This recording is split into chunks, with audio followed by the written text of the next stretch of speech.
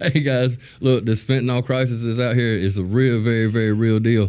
And today I'm gonna be talking with Brother Gary about some experiences he's had with that after this. Welcome to the 4 Mics, 13 Teeth, 1 Ankle Monitor podcast. A podcast about addiction recovery made by addicts for anyone battling addiction. Hey guys, I'm Gary Blanks. I'm Gary Witt. And, the two Gary brothers up here, we're talking about some fentanyl experiences. Actually, first off, was you even looking for fentanyl? Definitely not.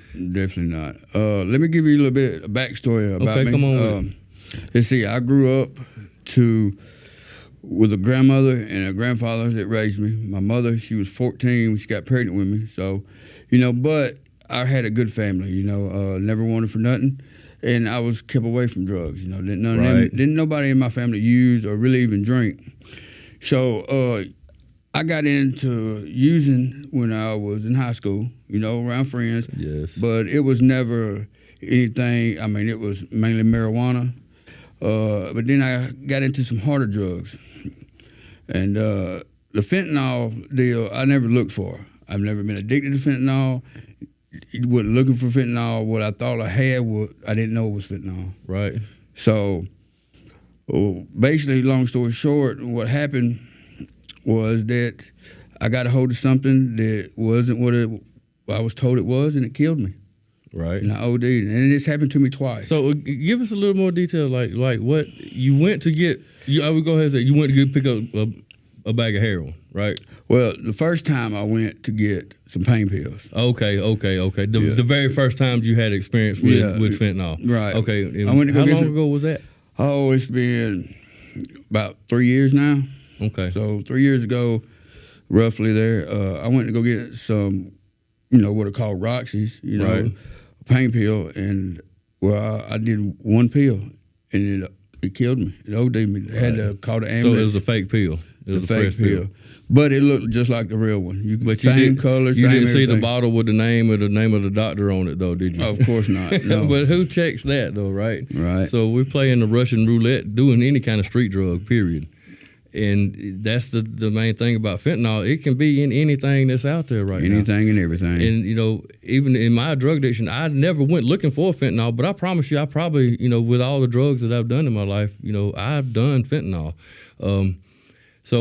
Because, they even say that a lot of the overdoses today, they'll go in and tell them, I had was doing heroin. It's a heroin overdose. And they give them a drug test. It'd be straight fentanyl in the system. That's right. So, but you tell me about an experience about some patches. Well, yeah, way back. Yeah, well, way back about 2009, yeah. I say it was my first experience. I never had really experience with any kind of pain pills. My drugs of choice was marijuana and mainly methamphetamine. Right, same. So I moved to South Georgia, and my daughter's mother, they went to the doctor. They sold pills. They was in that whole lifestyle. Right. So, but her mother, which is my girlfriend at the time's mother, she got fentanyl patches. My very first experience with fentanyl, it was a patch that was like jelly on the inside. Okay. And so what you could do is it's supposed to last 3 days. One patch lasts 3 days? Yeah, one patch supposed to last you 3 days. And these patches were something that was sent home to people that had surgery, right? They're like the real use for these patches. Yeah, or chronic pain. That's what she got okay. Like, chronic pain when other means or measures ain't effective, or pain pills ain't no longer effective, and you require 24-hour around-the-clock pain management. Yeah, instead of be sitting over there on the button hitting that morphine. Right. Button. But they I got a patch from her mother, and I ate it. So you cut the corner off, and you could eat the gel out of it. Oh, so like a little fruit box, a little juice box. It's about like that. Stick your straw in it. Yeah, about like that. Yeah. That's nasty. Well, I just say I don't remember much of it, so I can't tell you if I had a good time. Now, I'm suspecting that I didn't have a good time because I woke up, about a half a week later, I was in jail, didn't know where I was. You blacked out for a whole week? Just almost about, a week? Yeah, about 4 days, 4 or 5 days. I'm sure you had a good time somewhere in there. Probably not. Right. Ain't nobody told you anyway, right? Well, I woke up in jail not knowing where I was, yeah, not knowing I was in jail. I had pneumonia, and 3 broke ribs. So you about died after your first time ever using fentanyl. Pretty much. I mean, I felt like this. Yeah, right. Okay. So that was my first experience any kind of like willingly use fentanyl. Well, the next time I had any, interactions with fentanyl was in the hospital. I had surgery on my stomach. Right. So they gave me some fentanyl. I come out of surgery, and fentanyl doesn't, for me, it reacts differently than it does most people. Okay, right. So right. it turns. So I'm. So you pretty much have a tolerance for it, but it makes you act a different way than most. Adverse reaction. Well, it doesn't get rid of none of my pain, and it turns me into a very mean, hateful kind of person. So I'm guessing that's what happened when I blacked out. The first time I had the broke ribs. Just somebody done beat you up. Something happened. Right.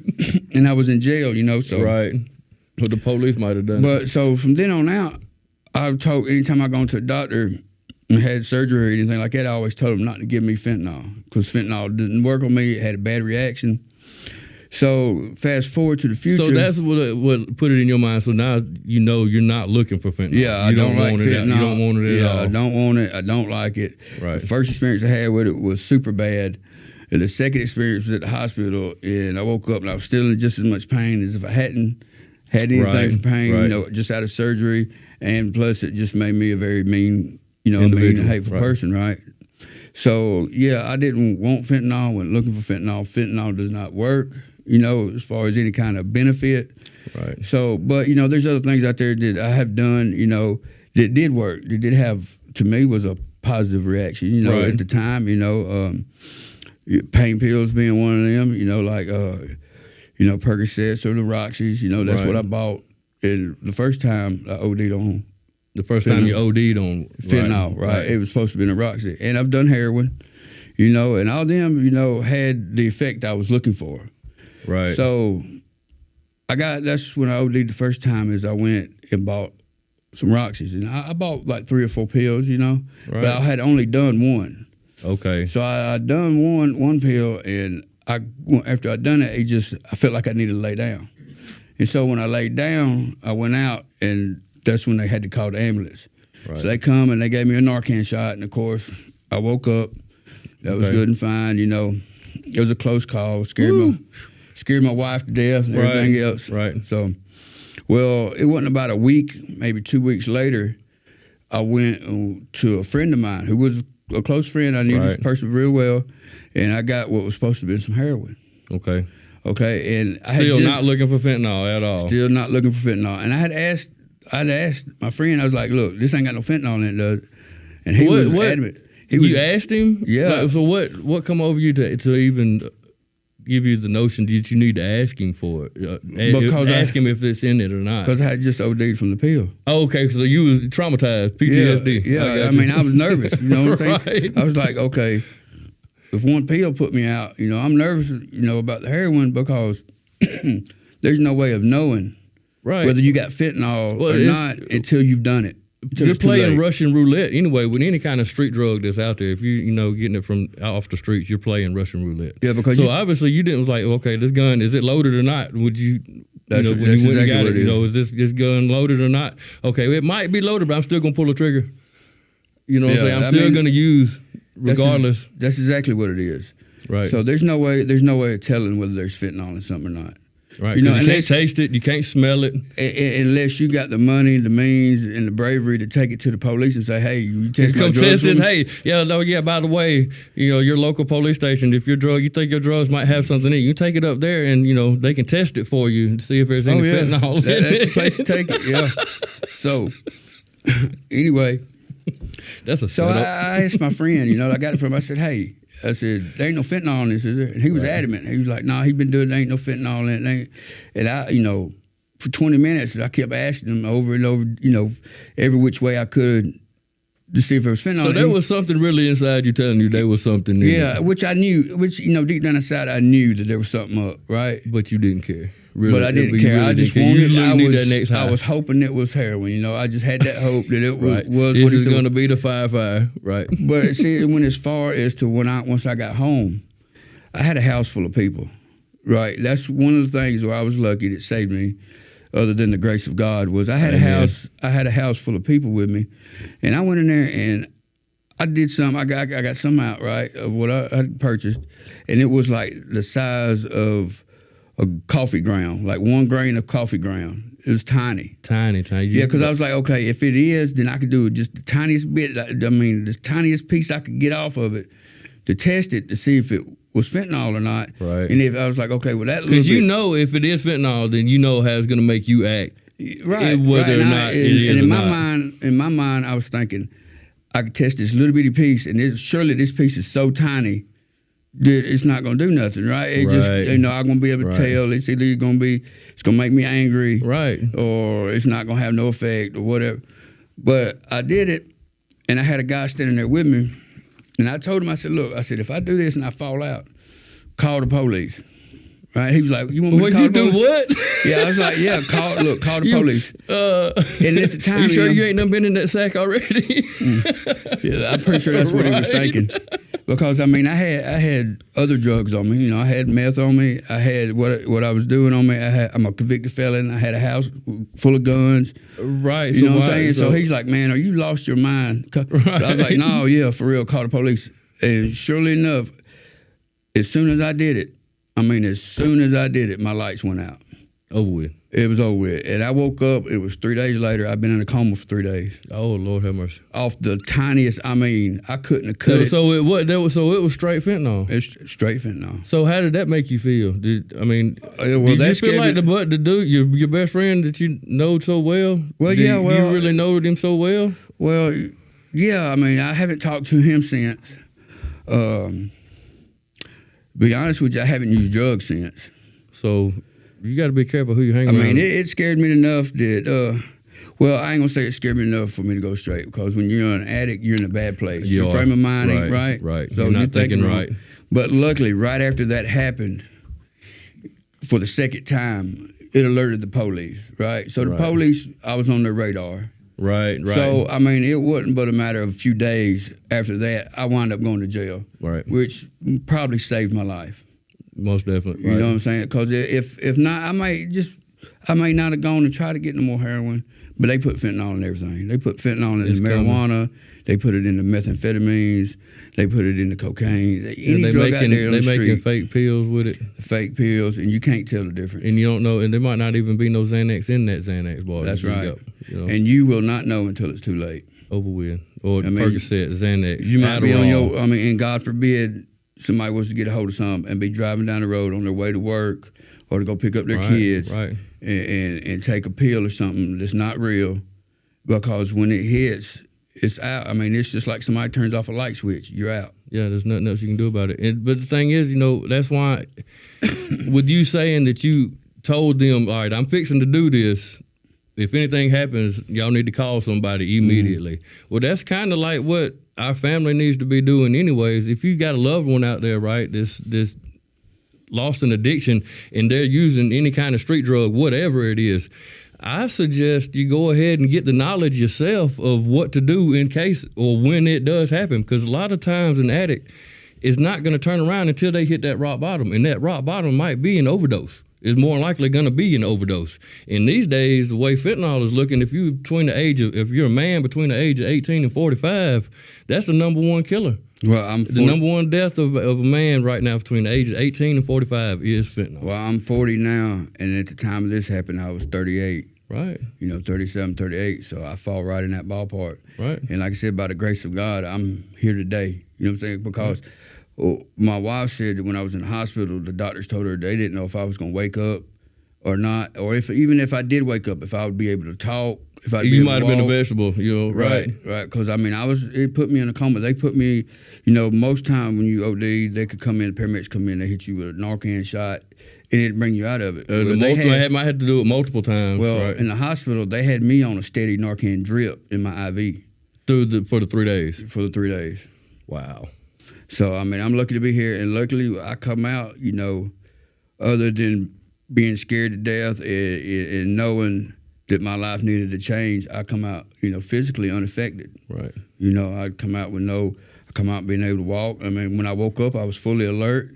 I didn't know where I was. Right. But, I was fully alert, and, I knew what year it was. I knew who my family was. And, and it's probably because it was just a small dose. It might have been just that right at that overdose point, you know, and no more. And I was already scared that it was fentanyl. You know, I was Right. already scared that it was going to be fentanyl, and I was afraid that's why I did such a small dose.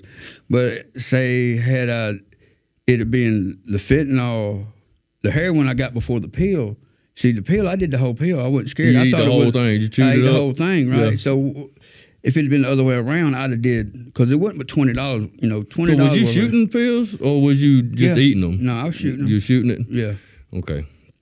So what if you'd have come in and broke that whole sack down and, you know, shared Well, everybody yeah, any other right off time, a rip? like in the past I've done heroin, I'd have done that amount and more. You know what I'm saying? Right. You know, the But pill. who goes home and test it to see if I mean, you know? the pill, I did one pill. Normally I'd do like 3. Right, You know what I'm saying? So, Because that's where your tolerance was built up to at the time. right. I mean, that's what I've done in the past. And so if I'd have went and I don't know why I only did one pill, you know. I don't know why, I do know why I only did a little bit of that, what I thought was heroin, because the pill done scared me. Right. But so apparently it hadn't scared me enough not to.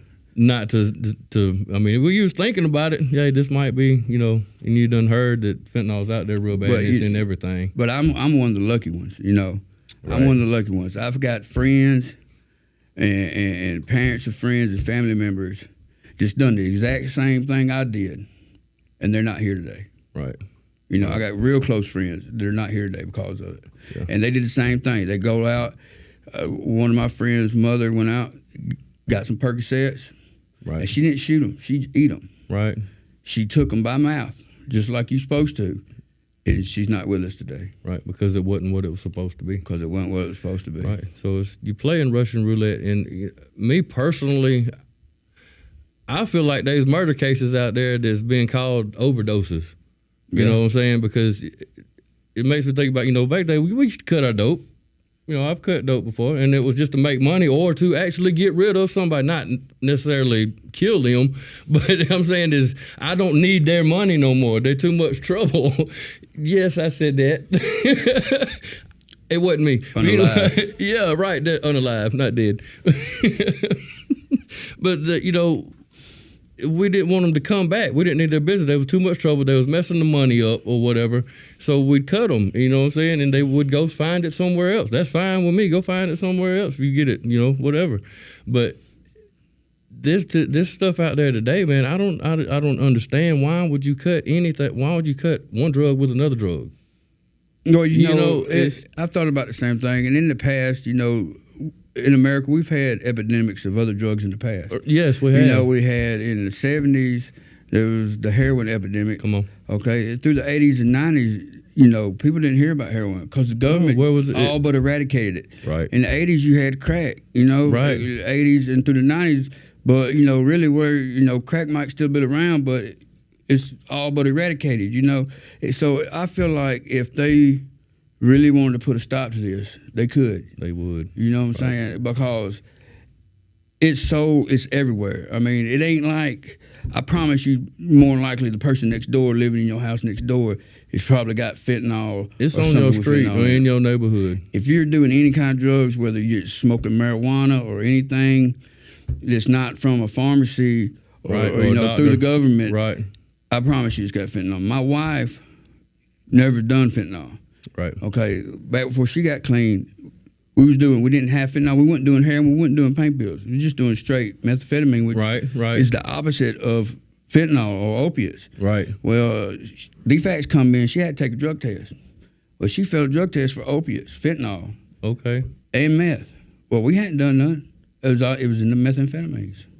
Right. You ain't done nothing else but meth, Nothing but meth, and that's what come up with fentanyl. fentanyl. So, you know, but So so that makes me think. You know, I've done fentanyl, like I said before. You know, there's no way to say that I haven't done it. You know, I didn't go looking for it, but I promise you, it was in something that I've done. I've done enough out there. if you're doing any kind of illegal drugs nowadays, Right. more likely Yeah. it's in what you're doing. So you best be very careful. Very careful, very careful. So even if you still lost in addiction and you're having trouble coming off of, you know, the drug, you're going through these withdrawals that you can't handle no more, and you feel like you can't come off of it, go ahead and get you some knowledge on, you know, get you some Narcan back up, you know, teach your friends how to use it, teach your family how to use it. and it really don't seem to be slowing down no time No, soon. it don't. Main thing is It has done nothing but doubled and quadrupled over the past 20 years. If you're in addiction or you know somebody in addiction, don't be afraid to love on them. You know what I'm saying? Don't be afraid to reach out because you don't know. Like with me, you don't know. 1 minute they'll be there, the next minute they're not going to be there. Right. So, like I said before, I'm one of the lucky ones. Luckily, I had folks in the house with me. Right. I had cared enough about sense that I wanted to be alive. I'd rather be alive and in jail than be dead. Right. So I told them to call the police. If I went out, call the police. And then luckily, through God and His wisdom, right after that, I went to jail. Right. So that probably He went saved my ahead and life. sat you down. Right. Right. So, and then it led me back to what I'm doing now. I reached out. I'm here. I come to CR. I found me a wonderful church and a wonderful family with friends. I'm able to be honest. I'm able to talk to y'all. Right. And I love it. Share my experience, and I pray for each and every one of y'all and everybody out there in addiction. This is a real crisis and it's a real thing. Don't think it can't happen to you. What is something that you can give them to lean on? What's some advice as far as the fentanyl crisis? Be honest with your family. Be honest with your friends. If you're out there, if you're using, especially if you're using a needle, let the people around you know. You know what I'm saying? If I was secluded or, if I hadn't let the people around me know what I was doing, I'd be dead. Right. And if you're a family member, if you got a family member that's using, don't push them away because, that might be what that pushes them over the edge. Right. Pushing them over the edge.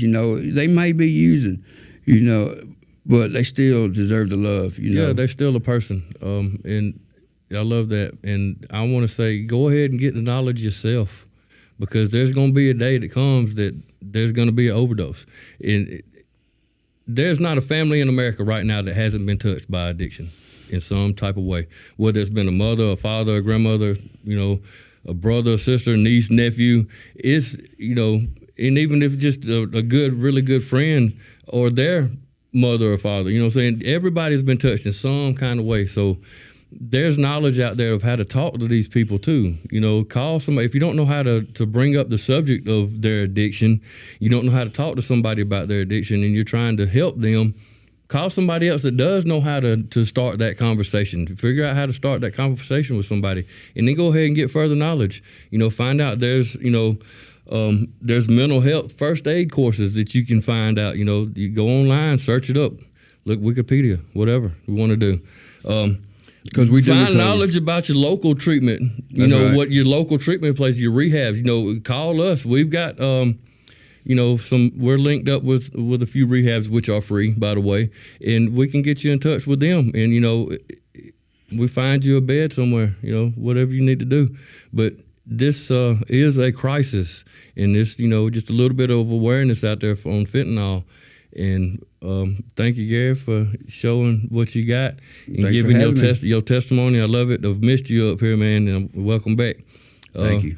So we're gonna be doing more, I promise. And meanwhile, there's gonna be some videos up down here. Y'all go check us out. Like us, love us, or hate us. I don't care. Just let us know what you got going on. And if you've had somebody touch in your life that's been touched by this fentanyl crisis, holler at us. Let us know. Give us your story.